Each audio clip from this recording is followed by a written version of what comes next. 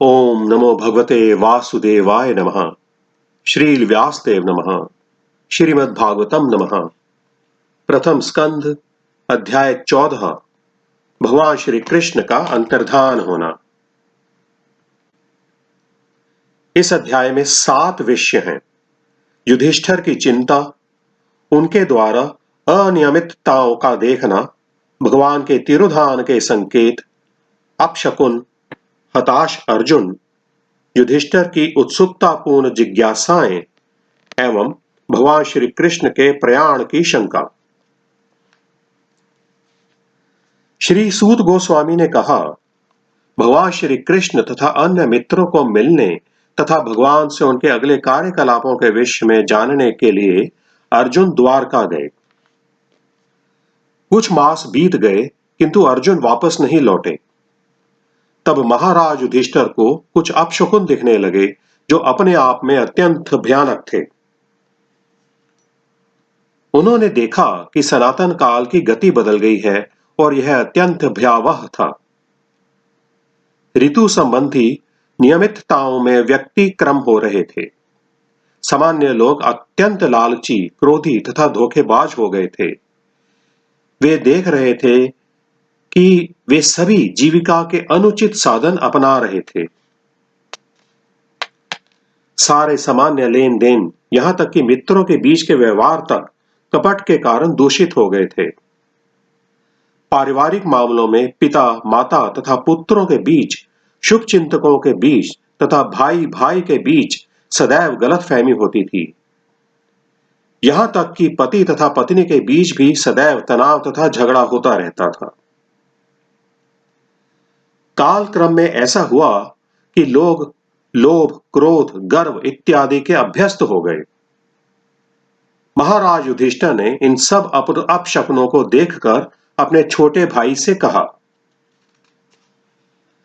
महाराज युधिष्ठिर ने अपने छोटे भाई भीमसेन से कहा, मैंने अर्जुन को द्वारका भेजा था कि वह अपने मित्रों से भेंट कर आए और भगवान श्री कृष्ण से उनका कार्यक्रम जानता है। जब से वह गया है तब से 7 मास बीत चुके हैं, फिर भी वह लौटा नहीं। मुझे ठीक से पता नहीं कि वहां क्या हो रहा है। क्या वे अपने मर्त्यलोक की लीलाओं को छोड़ने जा रहे हैं, जैसा देव ऋषि नारद ने इंगित किया था? क्या वह समय आ भी चुका है? केवल उन्हीं से हमारा सारा राजसी ऐश्वर्य, अच्छी पत्नियां, जीवन, संतान, प्रजा के ऊपर नियंत्रण, शत्रुओं पर विजय तथा उच्च लोकों में भावी निवास, सभी कुछ संभव हो सका। यह सब हम पर उनकी अहेतुकी कृपा के कारण है। हे पुरुष व्याघ्र, जरा देखो तो कि दैवी प्रभावों, पृथ्वी की प्रतिक्रियाओं तथा शारीरिक वेदनाओं के कारण उत्पन्न होने वाली कितनी खतरनाक आपदाएं हमारी बुद्धि को मोहित करके निकट के भविष्य में आने वाले खतरे की सूचना दे रही हैं। मेरे शरीर का बायां अंग, मेरी जांघें, भुजाएं तथा आंखें बारंबार फड़क रही हैं। भय से मेरा हृदय धड़क रहा है।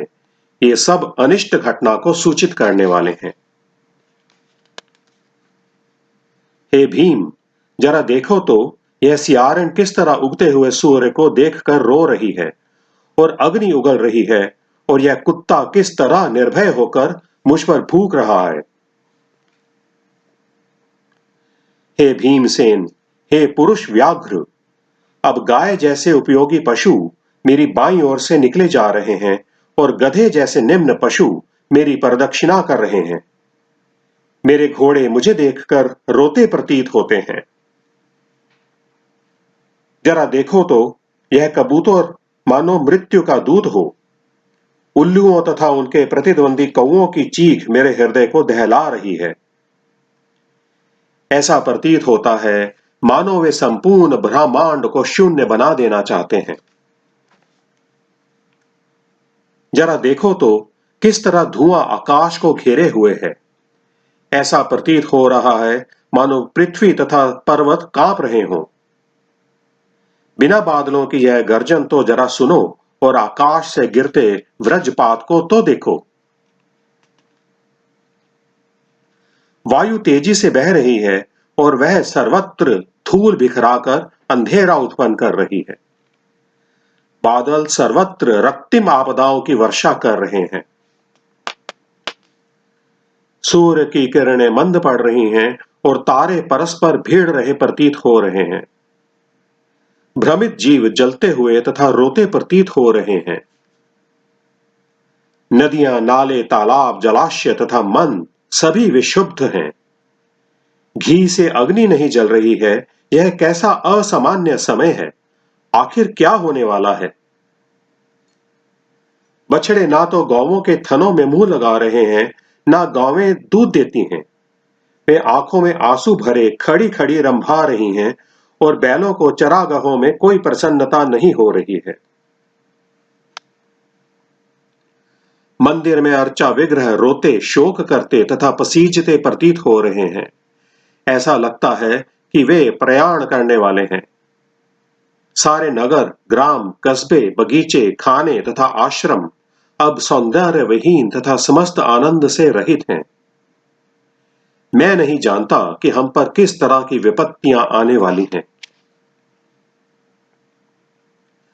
मैं सोचता हूं कि पृथ्वी पर कि ये सारी उथल पुथल विश्व के सौभाग्य की किसी बहुत बड़ी हानि को सूचित करने वाले हैं। संसार भाग्यशाली था कि उस पर भगवान के चरण कमलों के पद चिन्ह अंकित हुए, किंतु ये लक्षण यह सूचित कर रहे हैं कि अब आगे ऐसा नहीं रह पाएगा। हे ब्राह्मण शौनक, जब महाराज युधिष्ठिर उस समय पृथ्वी पर इन अशुभ लक्षणों को देख रहे थे और अपने मन में इस प्रकार सोच रहे थे, तभी अर्जुन यदुओं की पूरी द्वारका से वापस आ गए। जब उसने राजा के चरणों पर नमन किया तो राजा ने देखा कि उनके निराशा अभूतपूर्व थी। उनका सिर नीचे झुका था और उनके कमल नेत्रों से आंसू झर रहे थे।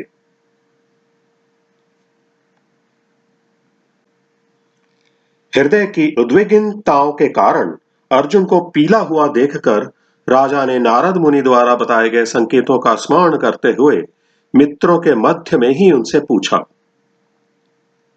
महाराज युधिष्ठिर ने कहा, मेरे भाई, मुझे बताओ कि हमारे मित्र तथा संबंधी यथा मधु, भोज, दशार्ह, आर्ह, सात्वत, अंधक तथा यदुवंश के सारे सदस्य अपने दिन सुख से बिता रहे हैं ना?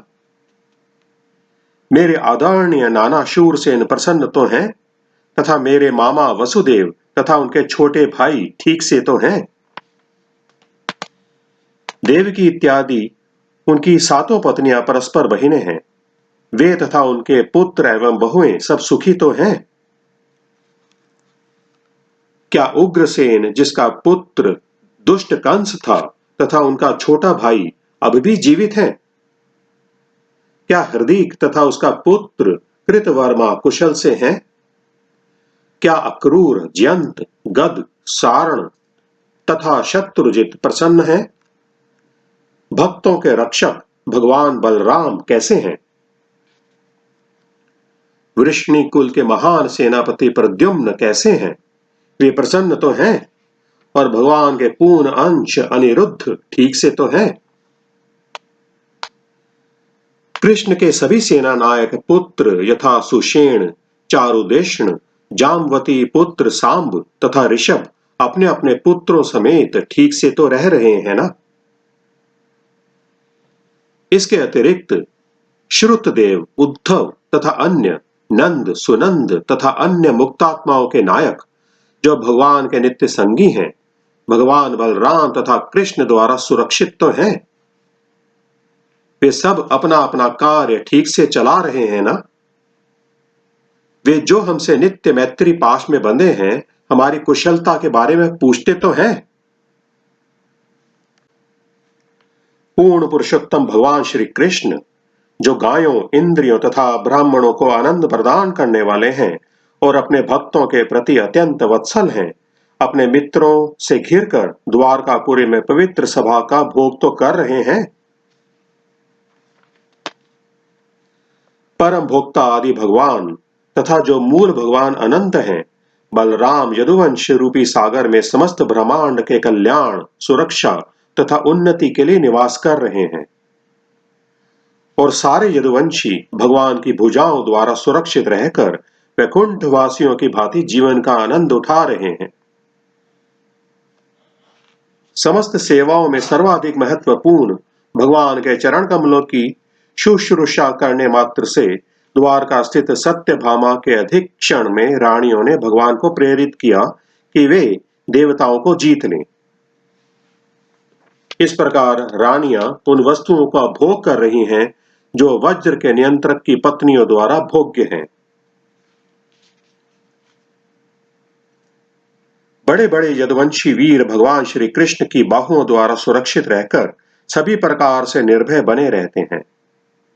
अतएव उनके चरण उस सुधर्मा के सभा भवन में पड़ते रहते हैं जो सर्वश्रेष्ठ देवताओं के लिए है, किंतु जो उनसे छीन लिया गया था।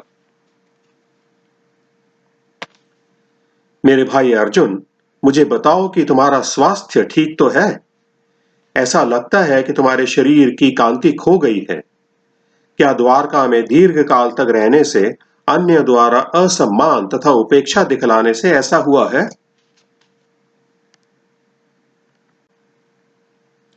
कहीं किसी ने तुम्हें अपमानजनक शब्द तो नहीं कहे, या तुम्हें धमकाया तो नहीं?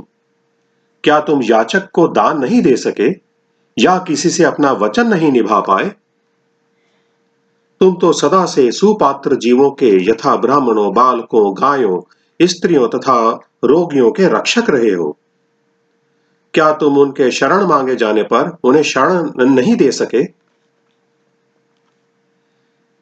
क्या तुमने दुष्चरित्र स्त्री से समागम किया है, अथवा सुपात्र स्त्री के साथ तुमने भद्र व्यवहार नहीं किया, अथवा तुम मार्ग में किसी ऐसे व्यक्ति के द्वारा पराजित किए गए हो जो तुमसे निकृष्ट है या तुम्हारे समकक्ष हो?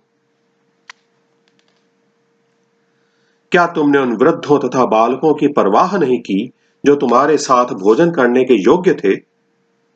क्या उन्हें छोड़कर तुमने अकेले भोजन किया है? क्या तुमने कोई अक्षम्य गलती की है जो निंदनीय मानी जाती है? अथवा कहीं ऐसा तो नहीं है कि तुम इसलिए रिक्त अनुभव कर रहे हो क्योंकि तुमने अपने घनिष्ठ मित्र भगवान कृष्ण को खो दिया हो? हे मेरे भ्राता अर्जुन, तुम्हारे इतने हताश होने का मुझे कोई अन्य कारण नहीं दिखता।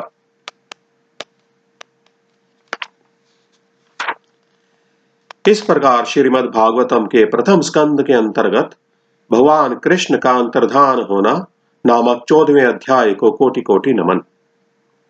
हरे कृष्ण कृष्ण कृष्ण हरे हरे, हरे राम राम राम हरे हरे।